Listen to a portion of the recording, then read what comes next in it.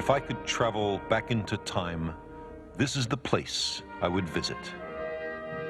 The Library of Alexandria at its height 2,000 years ago. Here, in an important sense, began the intellectual adventure which has led us into space.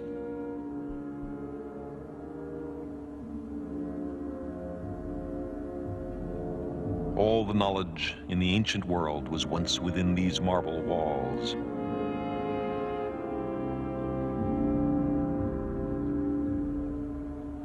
In the Great Hall, there may have been a mural of Alexander with the crook and flail and ceremonial headdress of the pharaohs of ancient Egypt. This library was a citadel of human consciousness, a beacon on our journey to the stars. It was the first true research institute in the history of the world. And what did they study? They studied everything, the entire cosmos. Cosmos is a Greek word for the order of the universe. In a way, it's the opposite of chaos. It implies a deep interconnectedness of all things, the intricate and subtle way that the universe is put together.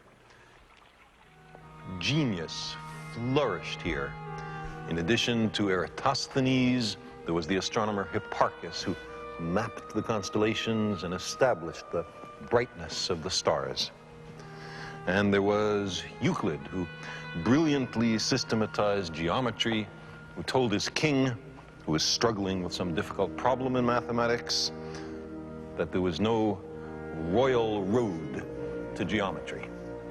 There was Dionysius of Thrace, the man who defined the parts of speech, nouns, verbs, so on, who did for language, in a way, what Euclid did for geometry. There was Herophilus, a physiologist who identified the brain rather than the heart as the seat of intelligence. There was Archimedes, the greatest mechanical genius until the time of Leonardo da Vinci. And there was the astronomer Ptolemy, who compiled much of what today is the pseudoscience of astrology. His Earth-centered universe held sway for 1,500 years, showing that intellectual brilliance is no guarantee against being dead wrong. And among these great men, there was also a great woman. Her name was Hypatia. She was a mathematician and an astronomer, the last light of the library, whose martyrdom is bound up with the destruction of this place 7 centuries after it was founded.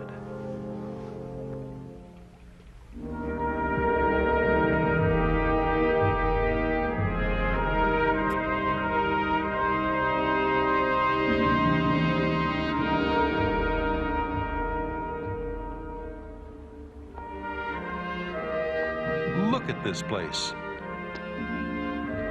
The Greek kings of Egypt, who succeeded Alexander, regarded advances in science, literature, and medicine as among the treasures of the empire. For centuries, they generously supported research and scholarship, an enlightenment shared by few heads of state then or now.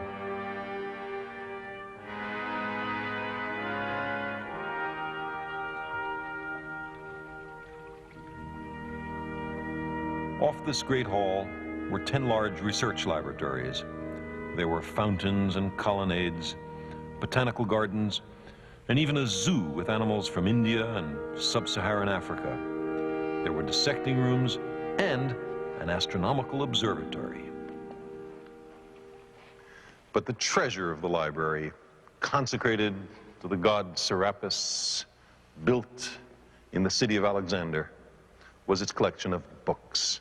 The organizers of the library combed all the cultures and languages of the world for books. They sent agents abroad to buy up libraries.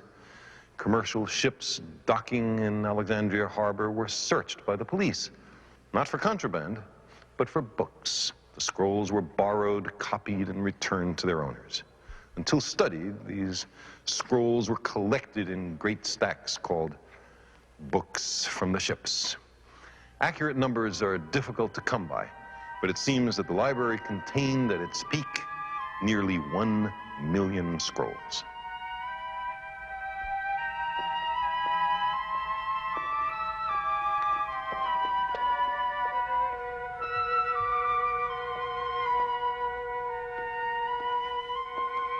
The papyrus reed grows in Egypt. It's the origin of our word for paper. And each of those million volumes which once existed in this library were handwritten on papyrus manuscript scrolls. What happened to all those books? Well, the classical civilization that created them disintegrated. The library itself was destroyed. Only a small fraction of the works survived. And as for the rest, we are left only with pathetic, scattered fragments. But how tantalizing those remaining bits and pieces are. For example, we know that there once existed here a book by the astronomer Aristarchus of Samos, who apparently argued that the Earth was one of the planets, that like the other planets, it orbits the sun, and that the stars are enormously far away. All absolutely correct. But we had to wait nearly 2,000 years for these facts to be rediscovered.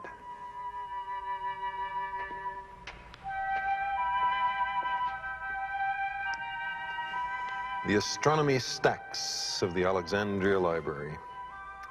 Hipparchus, Ptolemaeus. Here we are. Aristarchus. This is the book.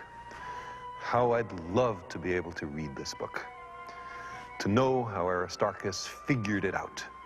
But it's gone, utterly and forever. If we multiply our sense of loss for this work of Aristarchus by 100,000, we begin to appreciate the grandeur of the achievement of classical civilization and the tragedy of its destruction. We have far surpassed the science known to the ancient world, but there are irreparable gaps in our historical knowledge. Imagine what mysteries of the past could be solved with a borrower's card to this library. For example, we know of a 3-volume history of the world, now lost, written by a Babylonian priest named Berosus. Volume 1 dealt with the interval from the creation of the world to the Great Flood, a period that he took to be 432,000 years, or about 100 times longer than the Old Testament chronology. What wonders were in the books of Berosus. But why have I brought you across 2,000 years to the Library of Alexandria?